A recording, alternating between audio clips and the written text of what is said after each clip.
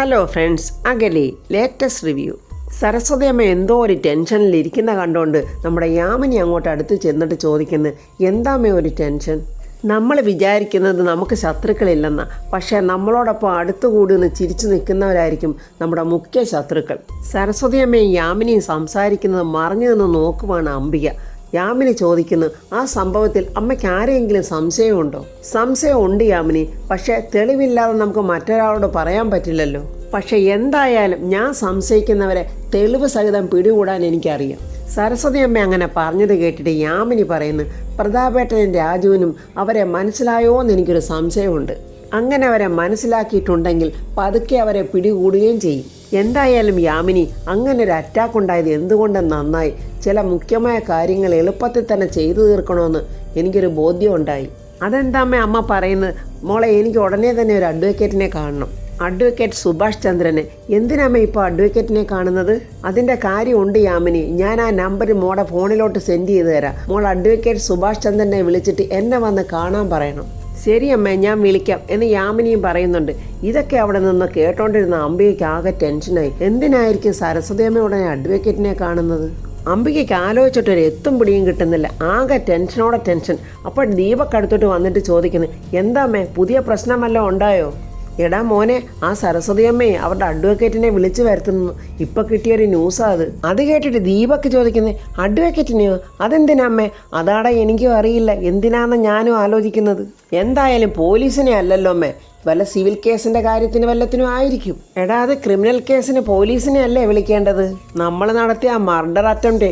ദീപക് പെട്ടെന്ന് പേടിച്ച് അങ്ങോട്ടും ഇങ്ങോട്ടും നോക്കിയിട്ട്, എൻ്റെ അമ്മയെ ഒന്ന് പതുക്കെ പറ, ആരെങ്കിലും കേൾക്കുമെന്നുള്ള വിചാരം പോലും അമ്മയ്ക്കില്ലല്ലോ.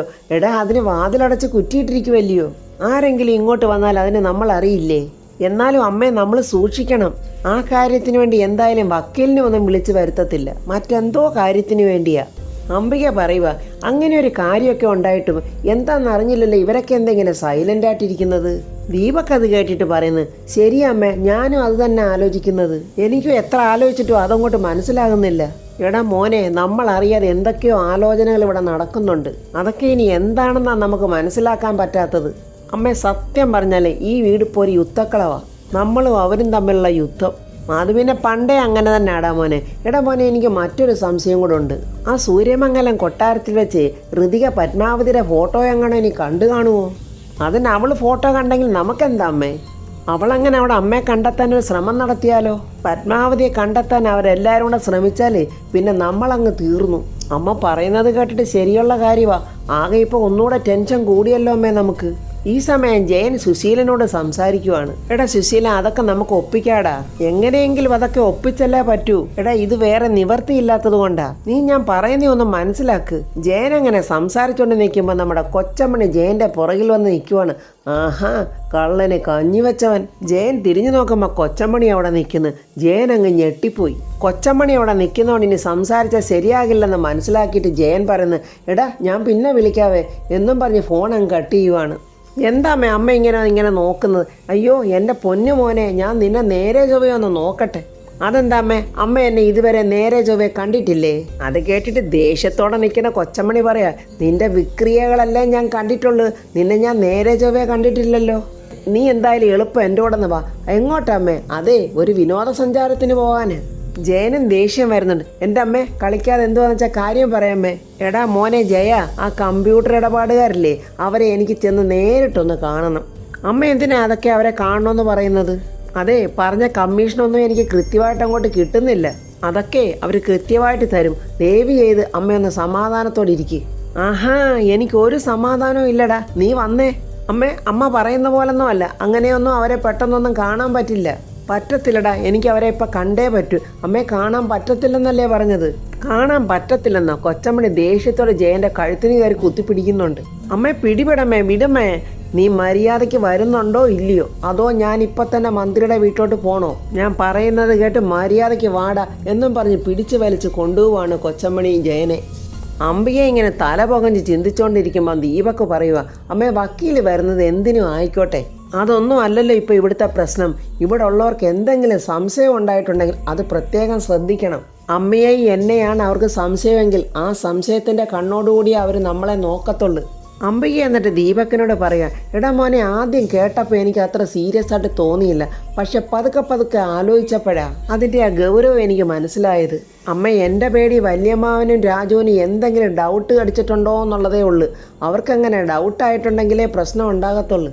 രാജുവിന് എന്തെങ്കിലും സംശയം തോന്നിയിട്ടുണ്ടെങ്കിൽ തീർച്ചയായിട്ടും അവൻ എൻ്റെ പുറകിന് വരും. അവനത് വല്യമ്മാവനോട് പറയുകയും ചെയ്യും. ഈ സമയത്ത് പ്രതാപവർമ്മയുടെ വീട്ടിലോട്ട് കാറിൽ രാജുവും ഹൃതിയും കൂടെ വരുവാണ്. ദീപക്കും അംബികയും അവർ വരുന്നത് കാണുന്നുണ്ട്. ദീപക്ക് പറയുന്നു, ദാണ്ടമ്മേ അവർ വരുന്നുണ്ട്, സൂര്യമംഗലത്തു നിന്നുള്ള വരവാ രണ്ടുപേരും. എന്തെങ്കിലും അവർക്ക് ഡൗട്ട് അടിച്ചിട്ടുണ്ടെങ്കിൽ അത് നമുക്കിപ്പോൾ അറിയാൻ പറ്റും. നീ പറഞ്ഞത് ശരിയാ മോനെ, ബുദ്ധിപൂർവ്വം തന്നെ നമ്മളതൊക്കെ ചോദിച്ച് മനസ്സിലാക്കണം. രാജുവും ഋതുവും അങ്ങനെ സന്തോഷത്തോടെ അകത്തോട്ട് കയറി വരുമ്പോൾ പെട്ടെന്നൊരു കള്ളപ്പുഞ്ചിരിയൊക്കെ അഭിനയിച്ചുകൊണ്ട് അംബിക എന്ന് ഋതുവിൻ്റെ കൈക്ക് പിടിച്ചിട്ട്, അല്ല ഋതുമോളും രാജുവും വന്നോ? അത് കേട്ടിട്ട് ഋതികയ്ക്ക് അതിശയമായി. അല്ല, അമ്മായി എന്നെ ഋതുമോളെന്നൊക്കെ വിളിക്കാൻ തുടങ്ങിയോ? എനിക്കിതൊരു സർപ്രൈസ് ആയിരിക്കുന്നല്ലോ അമ്മായി. ഒരു കള്ളപ്പുഞ്ചിരിയോടെ അംബിക പറയുന്നത്, നിന്നെ ഞാൻ കുട്ടിക്കാലത്തൊക്കെ അങ്ങനെയായിരുന്നു വിളിച്ചിരുന്നത്. പിന്നെ പെൺകുട്ടികളെയൊക്കെ വളർത്തുമ്പോഴേ വളരെ ജാഗ്രതയോടുകൂടി വേണം വളർത്താൻ.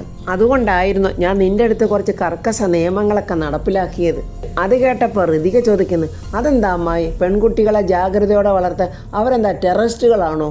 കഷ്ടം, ഒരു പെണ്ണായ അമ്മായി തന്നെ ഇങ്ങനെ പറയണം. പെട്ടെന്നൊരു പുഞ്ചിരിയോടെ അംബിക ദീപക്കിനെയും രാജുവിനെയും നോക്കിയിട്ട്, അതൊക്കെ പോട്ടെ, നിങ്ങൾ വൈകിട്ട് വരുമെന്നല്ലേ പറഞ്ഞിരുന്നത്, പിന്നെന്താ നേരത്തെ പോകുന്നത്? അതെന്താ അമ്മായി, ഞങ്ങൾ നേരത്തെ വന്നത് കുഴപ്പമായോ? ഋതിക അങ്ങനെ പറഞ്ഞപ്പോൾ ഉടനെ അംബിക പറയും, ഏയ് എന്ത് കുഴപ്പം, കുറച്ച് നേരത്തെ വന്നത് എന്തായാലും നന്നായി. താമസിച്ച് വന്നിരുന്നെങ്കിൽ റോഡിലൊക്കെ കാട്ടാനയും കരിമ്പൂലിയൊക്കെ ഉണ്ടായേനെ. അത് കേൾക്കുമ്പോൾ ഋതിക പറയാം, അതൊക്കെ മൃഗങ്ങളല്ലേ അമ്മായി, മനുഷ്യരെ പോലല്ലല്ലോ, വിശക്കുമ്പോൾ അന്യന്യം പിടിച്ച് തിന്നുവെന്നല്ല ഉള്ളു. രാജു അംബികയോട് ചോദിക്കുന്നത്, ഞങ്ങൾ സൂര്യമംഗലത്തുനിന്ന് നേരത്തെ തിരിച്ചു വന്നു, മേഡം എങ്ങനെ അറിഞ്ഞു? അതെന്താ രാജു നീ അങ്ങനെ ചോദിച്ചത്? അതുകൊണ്ടല്ല മേഡം, മേഡവും ദീപക്കും ഇങ്ങനെ ഞങ്ങളെ വെയിറ്റ് ചെയ്ത് നിൽക്കുന്ന പോലെ തോന്നി. ഏയ്, ഞങ്ങൾ നിങ്ങളെ കാത്തു നിന്നൊന്നും അല്ല, നിങ്ങളിങ്ങോട്ട് കയറി വന്നപ്പോൾ അങ്ങനെ ചോദിച്ചെന്നേ ഉള്ളു. രാജു ദീപക്കിനെ ശ്രദ്ധിച്ചപ്പോൾ ദീപക്കിൻ്റെ കഴുത്തിലൊക്കെ മുറിവുപാടുകൾ കാണുന്നുണ്ട്. ആ മുറിവുപാടുകൾ കണ്ടിട്ട് രാജുവിന് എന്തൊക്കെയോ സംശയം തോന്നുന്നുണ്ട്.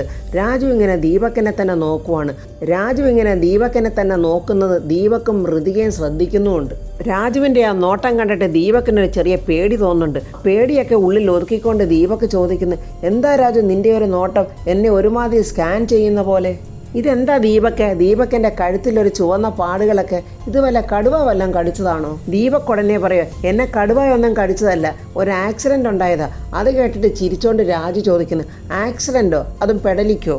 ഈ പാടുകളൊക്കെ കണ്ടിട്ട് ഇതാരോ നല്ലതുപോലെ കൈകാര്യം ചെയ്തതുപോലെ ഉണ്ടല്ലോ ദീപക്കെ. അത് ഞാൻ ബൈക്ക് ഓടിച്ചോണ്ട് പോയപ്പോൾ ബൈക്ക് മറിഞ്ഞപ്പോഴേ ഒരു മരക്കൊമ്പ് എൻ്റെ കഴുത്തിൽ കൊണ്ടതാ. അത് കേട്ടിട്ട് ചിരിച്ചോണ്ട് നമ്മുടെ രാജു പറയാ, ഈ കാട്ടിലൂടെയൊക്കെ ബൈക്ക് ഓടിക്കുമ്പോൾ ഒന്ന് സൂക്ഷിക്കണം കേട്ടോ, ഈ ഒരുമാതിരി ഇരുട്ടടി പോലുണ്ട് ഈ മരക്കൊമ്പിൻ്റെ അടി.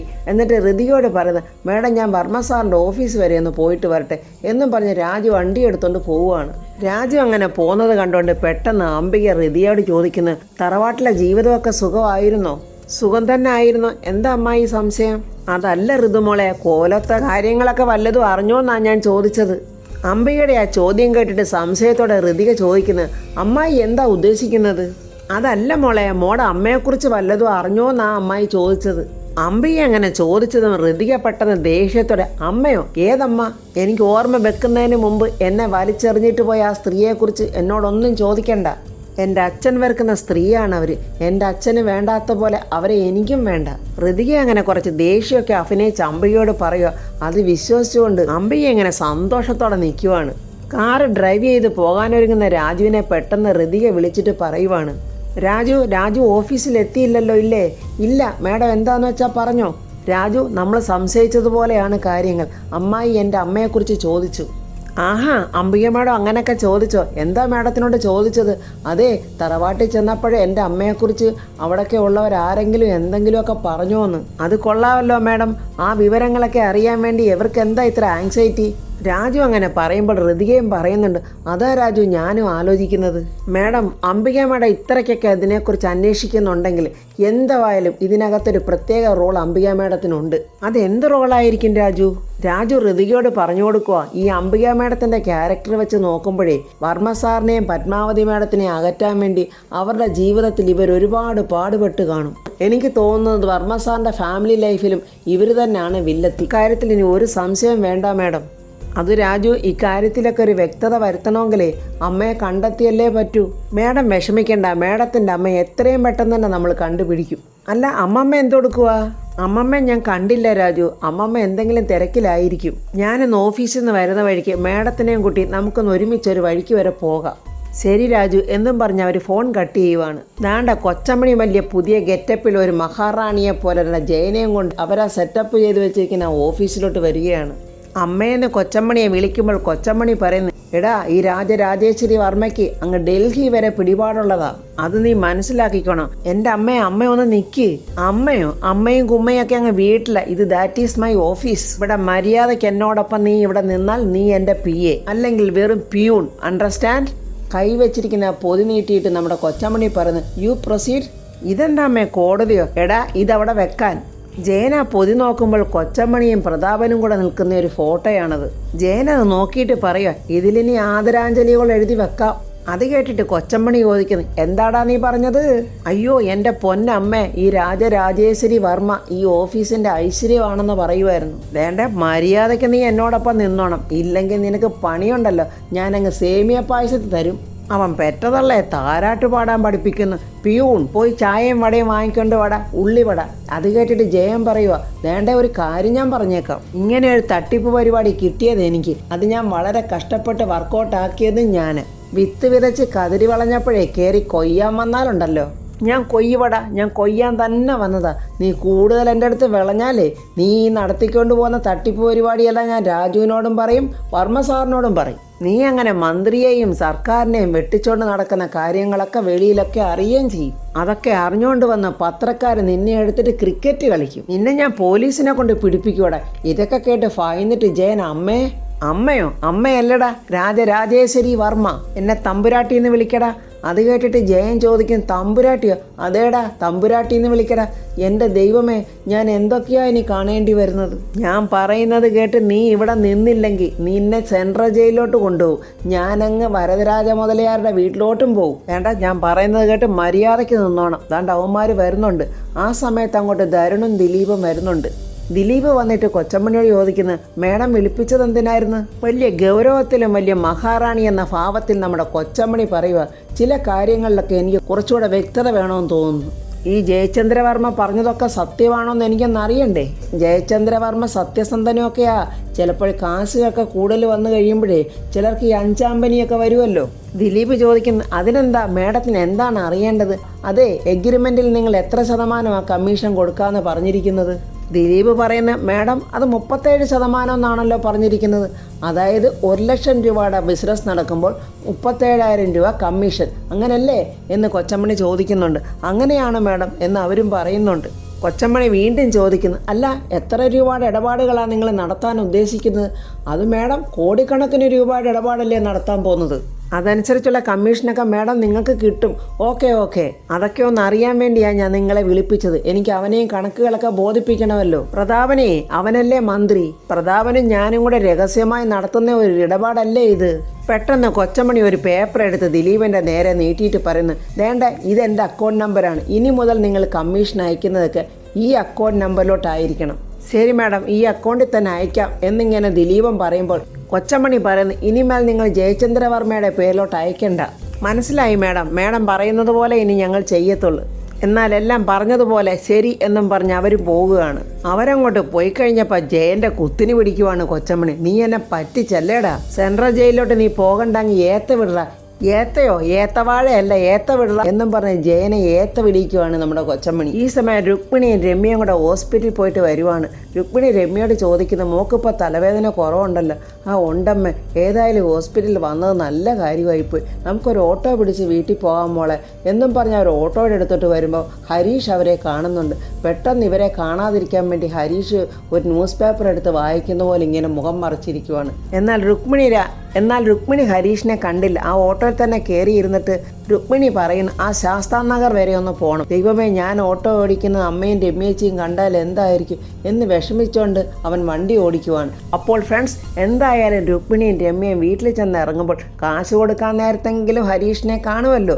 ഹരീഷിനെ കണ്ടു കഴിയുമ്പോൾ എന്താണ് അവിടെ ഉണ്ടാകാൻ പോകുന്ന പുകിലും രാജുവും ഹൃതികയും കൂടെ അംബികയും മകനും നടത്തിയ കള്ളത്തരങ്ങളെല്ലാം കണ്ടുപിടിക്കുന്ന ആ റിവ്യൂ ഒക്കെ ആയിട്ട് നമുക്ക് നാളെ കാണാം. എൻ്റെ ഈ റിവ്യൂ ഇഷ്ടപ്പെട്ട ലൈക്കും കമൻസും സബ്സ്ക്രൈബ് ചെയ്യാത്തവർ സബ്സ്ക്രൈബ് ചെയ്യണേ.